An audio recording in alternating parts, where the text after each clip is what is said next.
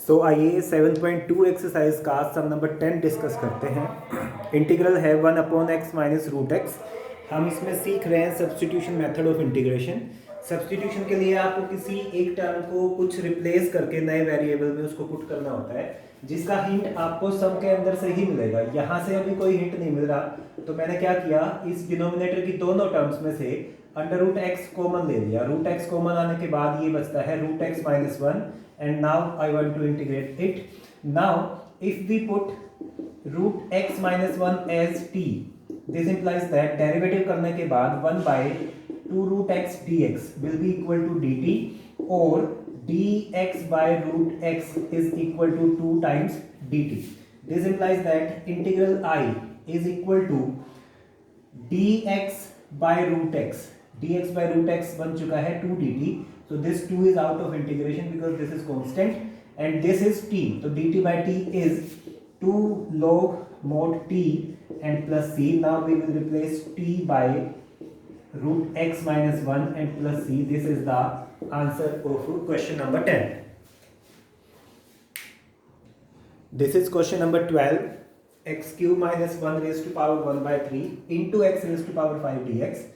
Method apply करने से पहले मैं इसको थोड़ा सा अपने हिसाब से अरेंज करना चाह रहा हूँ, ताकि उसका बेनिफिट हम अगले स्टेप में उठा पाए। वो ऐसे है x cube into x square D x. मैंने x5 को ब्रेक कर दिया x cube into x square में। अब इसके बाद मैंने देखा कि अगर हम एक्स क्यूब माइनस वन इस टर्म को t पुट करते हैं, तो इसका मतलब डेरिवेटिव करने के बाद आपके पास 3x square D X equal to आ जाता है dt, जिसमें से आप x स्क्वायर डी एक्स की वैल्यू इजीली निकाल सकते हैं, जो कि आ गई है dt बाई 3। तो this implies that integral I is, this is now t raise to power 1 by 3, this x cube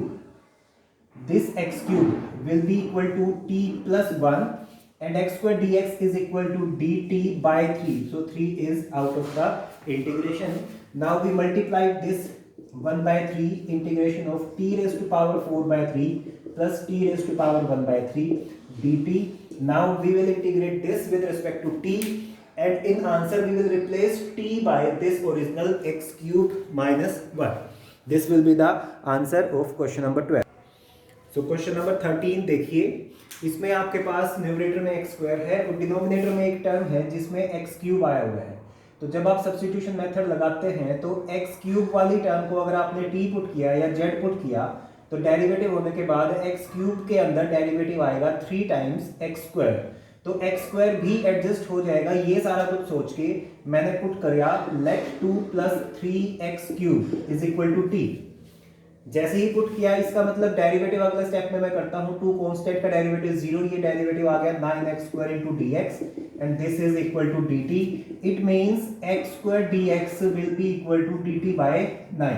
this implies that integral I is x square dx is dt by 9, so 1 by 9 is outside the integration and this complete term is t, so we have t raised to power 3 in denominator.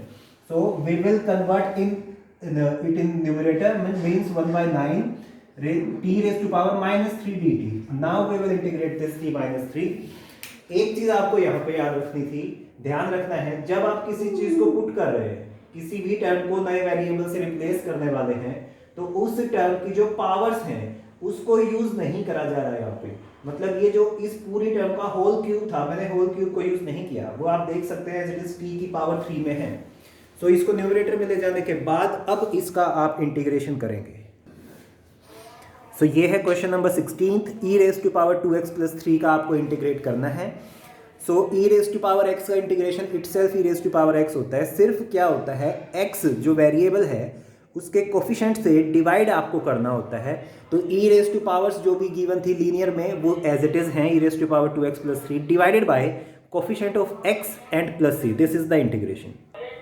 So next is question number 17। यहाँ पे आपने देखा quotient आ गया है।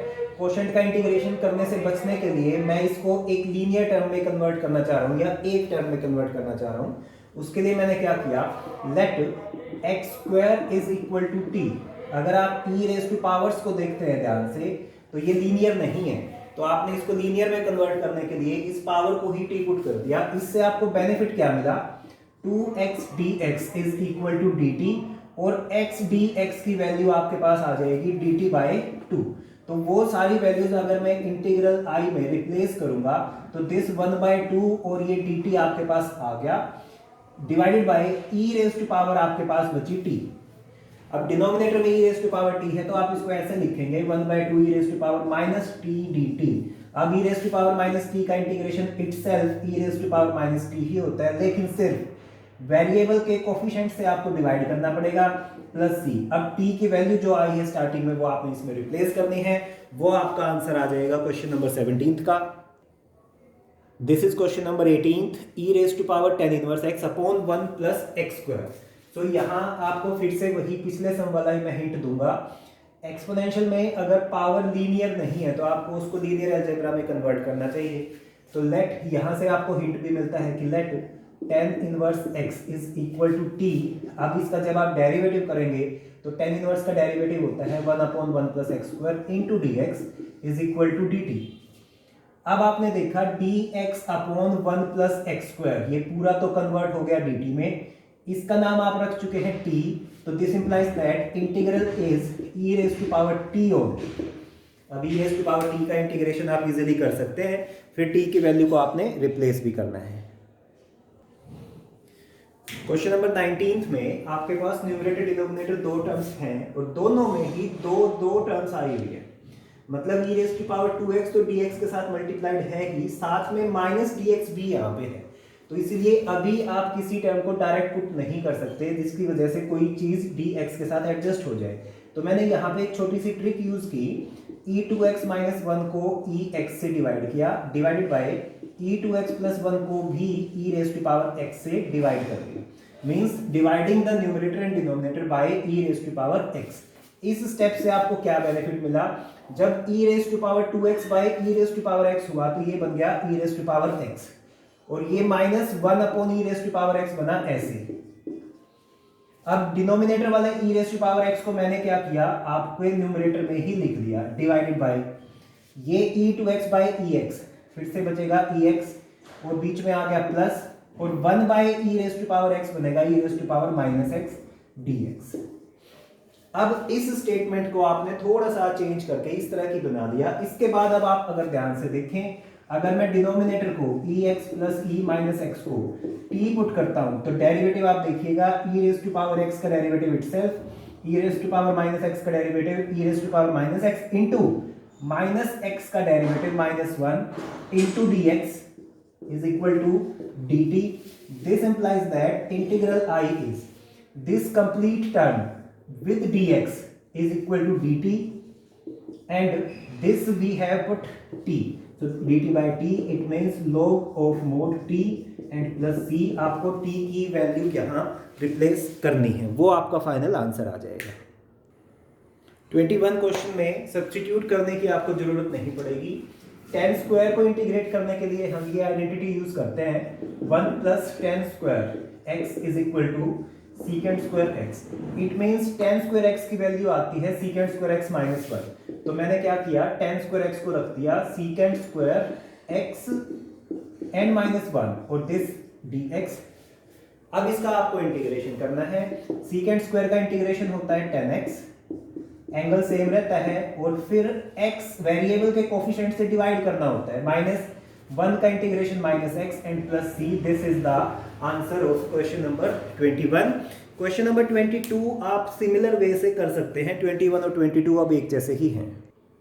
Question number 23 देखिए, sine inverse x upon under root 1 minus x square, numerator का derivative ही नीचे आपको मिल रहा है, तो इसका मतलब आपके पास हिंट बिल्कुल क्लियर है कि let sine inverse x is equal to t, it means 1 upon 1 minus x square under the root into dx is equal to dt।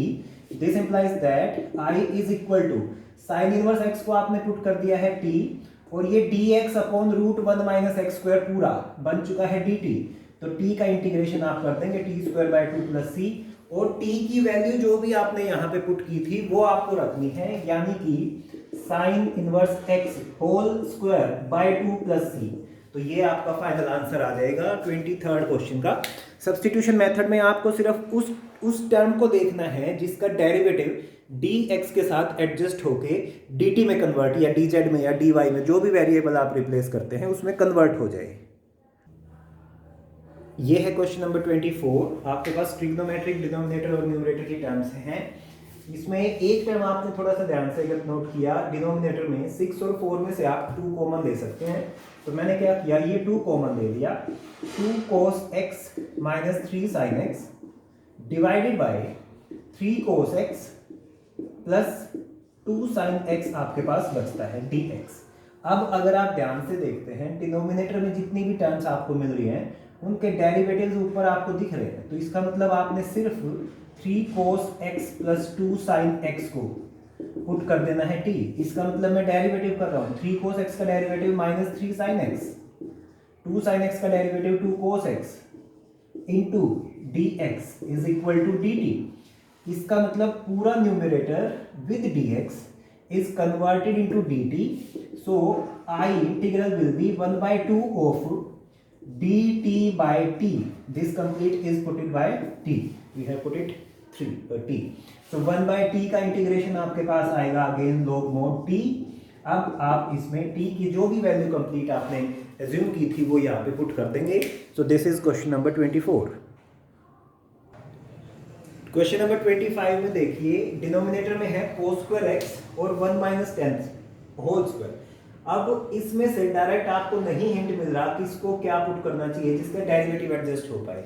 लेकिन अगर आप ध्यान से देखते हैं तो 10x का डेरिवेटिव सीकेंड स्क्वायर x होता है, जो कि लिखा जा सकता है 1/cos स्क्वायर की टर्म्स में। इट मीन्स अगर आप cos स्क्वायर को रेसिप्रोकल करके न्यूमरेटर में ले जाएं तो ये आपके पास बनेगा secant square x upon 1 minus 10x raise to power 2। अब आपको हिंट मिल गया कि 10x का डेरिवेटिव ऊपर है, तो let 1 minus 10x is equal to t. This implies that derivative is 0 minus secant square x dx is equal to dt। और आप वैल्यू एडजस्ट करेंगे secant square x के साथ dx की, मतलब इतनी वैल्यू को, minus is extra, so this implies that secant square x dx will be equal to minus of dt। So our integral is converted into minus of dt by this complete term is converted into t। So t square, this implies that minus t raised to power minus 2 dt। अब इसका आप next step में integrate कर देंगे, जो कि easily आप कर सकते हैं। तो देखिए, ये कुछ क्वेश्चंस मैंने लिखे हैं जो आपके लिए आज होमवर्क में मैं आपको देना चाहता हूँ। इनका हिंट मैंने आपको बता दिया है। 26 में cos √x/√x है। यहाँ पे आपको एक चीज़ हमेशा से याद रखनी है इंटीग्रेशन करते टाइम, कि अगर ट्रिग्नोमेट्रिक फंक्शंस का जो एंगल है, जैसे 26 क्वेश्चन में cos का एंगल √x आया हुआ है, वो एंगल अगर लीनियर नहीं है तो आपको उसको लीनियर में कन्वर्ट करना पड़ेगा।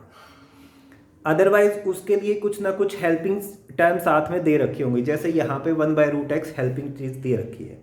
तो आपने सिर्फ क्या किया, √x को t पुट करना है और उसका डेरिवेटिव करके इंटीग्रल को t में कन्वर्ट कर देना है। इसी तरह क्वेश्चन नंबर 27 में √sin 2x into cos 2x है। यहाँ बिल्कुल क्लियर हिंट आपको मिल गया, sin 2x का डेरिवेटिव cos 2x dx के साथ पड़ा हुआ है। तो हम लेट क्या कर देंगे, sin 2x को ही नया वेरिएबल t पुट कर लेंगे और इसको डिफ्रेंशिएट करके पूरे इंटीग्रल को t में कन्वर्ट करके इंटीग्रेट कर देंगे। 28 क्वेश्चन में भी आप ध्यान से अगर देखते हैं, डिनोमिनेटर वाली जो टर्म है रूट के अंदर 1 प्लस sin x, उसका एज इट इज़ डेरिवेटिव ऊपर आपके पास dx के साथ मल्टीप्लाइड है। तो इसीलिए मैंने 1 प्लस sin x को ही पुट कर लिया t। अब t में इंटीग्रल इजीली कन्वर्ट हो जाएगा और फिर इंटीग्रेट भी हो जाएगा। 30th क्वेश्चन में भी इसी तरह से डिनोमिनेटर का डेरिवेटिव ऊपर है, सिर्फ माइनस एडजस्ट आपको करना पड़ेगा। तो इसीलिए मैंने लिखा है 1 plus cos x is equal to t। 31st question में भी 30 और 31 एक जैसे ही क्वेश्चंस हैं, बस पावर का फ़र्क है। तो एक चीज़ मैंने आपको बताई है, जब भी आप किसी टर्म को पुट कर रहे होते हैं तो नॉर्मली उसकी होल पावर को यूज़ नहीं किया जाता।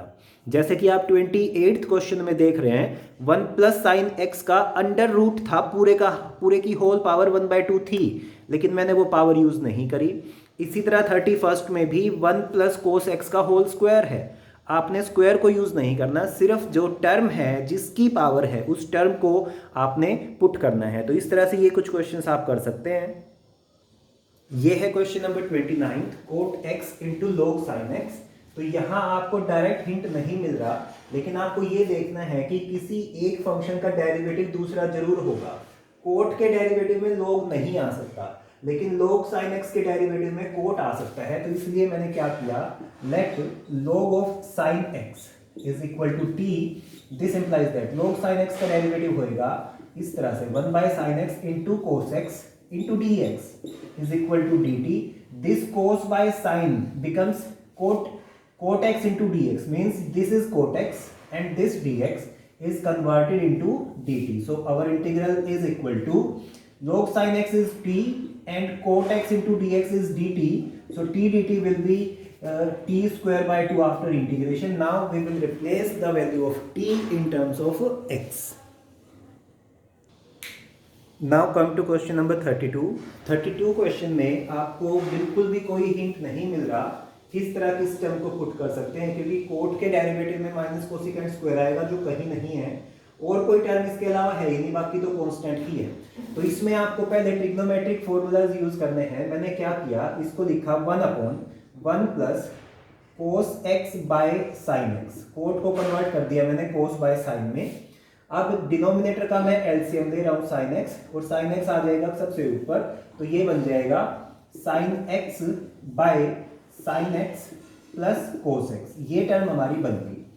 अब आपने देखा ट्रिग्नोमेट्रिक टर्म्स तो आ गई, एक टर्म्स कोस एक्स का डेरिवेटिव भी ऊपर एज इट इज लगभग पड़ा है। अगर आप इसको टी पुट कर देंगे तो ये पूरा तो डी टी बन जाएगा, लेकिन साइन एक्स फिर भी एक्स की टर्म्स में ही बचेगा, जो कि गलत हो जाएगा, क्योंकि जब आप एक x वेरिएबल की टर्म को t से रिप्लेस कर देते हैं तो पूरा इंटीग्रल नए वेरिएबल में ही कन्वर्ट हो जाना चाहिए। तो इसलिए अभी भी आप किसी टर्म को पुट नहीं कर सकते। तो इसके लिए मैंने अब क्या किया, डिनोमिनेटर में क्योंकि आपके पास दो टर्म्स हैं और ऊपर सिंगल टर्म है, तो थोड़ी सी सिमिट्री बनाने के लिए मैंने अपने पास से 2 से मल्टीप्लाई और 2 से डिवाइड कर दिया, ताकि मैं कुछ सिमिट्री बना पाऊँ। सिमिट्री कैसे बनेगी वो अब आप देखिएगा। 2 साइन एक्स, कोई टर्म्स आपके पास दो बार हैं तो आप उसको ऐसे लिख सकते हैं 1 sine x plus 1 sine x and divided by same sine x plus cos x d x. अब टर्म्स तो आपने इक्वल कर दी, ऊपर भी दो टर्म्स आ गई, डिवीजन में भी दो टर्म्स हैं, लेकिन ऊपर दोनों टर्म्स एक जैसी हैं, साइन और साइन, नीचे साइन और कोस है। तो अगर ऊपर भी कोस हम एडजस्ट कर दे तो काफी हद तक डिनोमिनेटर से मिलती जुलती टर्म आ जाएगी। तो मैंने अगले स्टेप में क्या किया, 1/2 इस sign x plus sine x में एक कोस एक्स को ऐड कर दिया। अब जो ऐड होगा उसको साथ ही साथ माइनस भी करना पड़ेगा, और divided by sine x plus cos x d x. इस पूरे स्टेप का यहां से लेके 2 से मल्टीप्लाई डिवाइड करने के बाद ये जो 3 स्टेप्स मैंने किए, इसका बेनिफिट अब आपको देखने को मिलेगा। अब मैं यहां पे क्या कर सकता हूं, sine x plus cos x, एक टर्म में लिख रहा हूं ऐसे, equal to sine x plus cos x divided by sine x plus cos x, और एक टर्म बचती है sine x minus cos x, sine x minus cos x divided by sine x plus cos x. ये पूरा integral मेरे पास ऐसे बन जाएगा। इससे क्या बेनिफिट हुआ, ये न्यूमरेटर डिनोमिनेटर सेम है, तो ये तो बन गया 1, यहां से मैंने माइनस कॉमन ले लिया तो ये बन गया, अगर आप इसमें से माइनस नहीं आ रहा था, ये प्लस ही आ रहा था, क्योंकि यहां से sign x minus cos x के आगे प्लस था। तो अब मैंने माइनस कॉमन ले लिया, जिसकी वजह से कोस बन गया पॉजिटिव, साइन बन गया नेगेटिव, और divided by sine x plus cos x आपके पास आ गया dx। अब मेरा इंटीग्रल इसमें कन्वर्ट हो गया। अब मैंने क्या करना है, इस इंटीग्रल को आगे इंटीग्रेट करना है। 1 तो सिंपली इंटीग्रेट होगा, 1 तो इंटीग्रेट करने के लिए आपको सिर्फ x करना है, लेकिन इस पार्ट को इंटीग्रेट करना आपको पड़ेगा। उसके लिए आप क्या कर सकते हैं, अगर आप ध्यान से देखते हैं डिनोमिनेटर का डेरिवेटिव, साइन का डेरिवेटिव कोस होता है, कोस का डेरिवेटिव माइनस साइन आपके पास एज इट इज पड़ा हुआ है dx के साथ। इसका मतलब क्या होगा कि अगर मैं i को ऐसे लिख लूं i1 माइनस i2, मतलब जो 1 का इंटीग्रल है उसका नाम मैंने i1 रख लिया, और ये जो पूरी टर्म है फ्रैक्शन में इसका इंटीग्रल मैंने i2 रख लिया, और in i2 let sine x plus cos x is equal to t। This implies that derivative क्या बना है इसका, cos x minus sine x into d x is equal to d t. It means ये पूरी की पूरी term D T बन जाएगी, तो I2 मेरे पास क्या बच जाएगा, डी टी बाई टी, यानी कि log मोड t प्लस सी। यहां पे मैं आपको एक शॉर्टकट फॉर्मूला बताना चाहूंगा। अगर आपके पास डिनोमिनेटर में कोई फंक्शन है fx जिसका एज इट इज डेरिवेटिव आपके पास ऊपर है, पूरे के पूरे फंक्शन का कंप्लीट डेरिवेटिव अगर ऊपर है और आप इसको इंटीग्रेट करते हैं तो आप इसको डायरेक्ट लिखते हैं log of denominator and plus C. आपने यहां देखा भी है पूरे फंक्शन का डेरिवेटिव ऊपर था, तो मैंने सब्स्टिट्यूशन मेथड से जब इसको सॉल्व किया तो ये log ऑफ डिनोमिनेटर प्लस सी ही आ गया। तो ये मेथड है, आप इसको डायरेक्ट यूज कर सकते हैं किसी सम में, लेकिन उसके लिए देखना क्या है, आपने डिनोमिनेटर का जो डेरिवेटिव है वो अगर एग्जैक्ट आपको ऊपर मिलता है तो ही ये फॉर्मूला लगेगा। तो अगर ये फॉर्मूला मैं डायरेक्ट अप्लाई करता, ये इतना स्टेप मेरे को फिर नहीं करना पड़ता, तो मैं क्या करता, सीधा 1 का इंटीग्रेशन हो जाता x और माइनस, क्योंकि डिनोमिनेटर का डेरिवेटिव ऊपर एज इट इज है, तो log of denominator sin x plus cos x and plus C. तो यही आंसर आ जाता है। सब्स्टिट्यूट करके दिखाने की इसमें आपको जरूरत नहीं है, आप ये डायरेक्ट फॉर्मूला अप्लाई कर सकते हैं। अब 32 सम जैसा ही आपके पास है 33, ये सम दोनों एक जैसे हैं, आप इन दोनों सम्स को ही ट्राई करना। ये है क्वेश्चन नंबर 34 एक्सरसाइज 7.2 का। थोड़ा सा टिपिकल है देखने में, 3 अलग अलग ट्रिग्नोमेट्रिक फंक्शंस हैं। साइन का डेरिवेटिव कोस हो सकता है, कोस का माइनस साइन हो सकता है, लेकिन टेन इन दोनों के डेरिवेटिव में नहीं आता, टेन के डेरिवेटिव में ये नहीं आते। तो थोड़ा सा एडजस्ट करने के लिए मैंने सिर्फ क्या किया, इसको अंडर रूट 10x को मैंने एज इट इज रखा, और जो डिनोमिनेटर था मेरे पास sine x into cos x, इसको मैंने कोस एक्स से ही डिवाइड कर दिया और कोस एक्स से ही मल्टीप्लाई कर दिया। ये एक छोटी सी ट्रिक मैंने यहाँ यूज की। इसका क्या बेनिफिट मिलेगा वो अब आप देखिएगा। This sine by cos will be equal to 10x, एक रूट 10x ऊपर था ही, ये 10x बन गया। ये cos x into cos x बन जाएगा cos स्क्वायर x, और जब cos स्क्वायर x न्यूमरेटर में जाएगा तो ये बन जाएगा सीकेंट स्क्वायर x, और ये dx। अब 10x रूट में है और 10x यहाँ पे सिंगल पावर के साथ है, तो इंटीग्रल आपका कन्वर्ट हो गया secant square x dx divided by under root 10x। नीचे डिनोमिनेटर में रूट 10x आ जाएगा। अब आपको डायरेक्ट हिंट मिल गया, 10x का डेरिवेटिव होता है सीकेंट स्क्वायर x, तो आपने सिर्फ क्या करना है, let 10x is equal to t, इसका मतलब secant square x dx is equal to dt, यानी कि जो इंटीग्रल है आपके पास वो क्या बन जाएगा पूरा बेटे, dt अपॉन रूट t। इसको आप इजीली इंटीग्रेट कर सकते हैं, और इंटीग्रेट करके t की वैल्यू भी रिप्लेस कर देंगे। तो छोटी सी ट्रिक से बिल्कुल आसान ये क्वेश्चन हो गया। 37 क्वेश्चन को देखिए, कितने तरह के फंक्शंस इसमें हैं। एक्स क्यूब है यानी कि अलजेब्रा है, साइन आया हुआ है, ट्रिग्नोमेट्री भी है, और साइन का जो एंगल है टेन इनवर्स यानी कि इनवर्स ट्रिग्नोमेट्रिक फंक्शन भी है, और कोशेंट तो आप देख ही रहे हैं।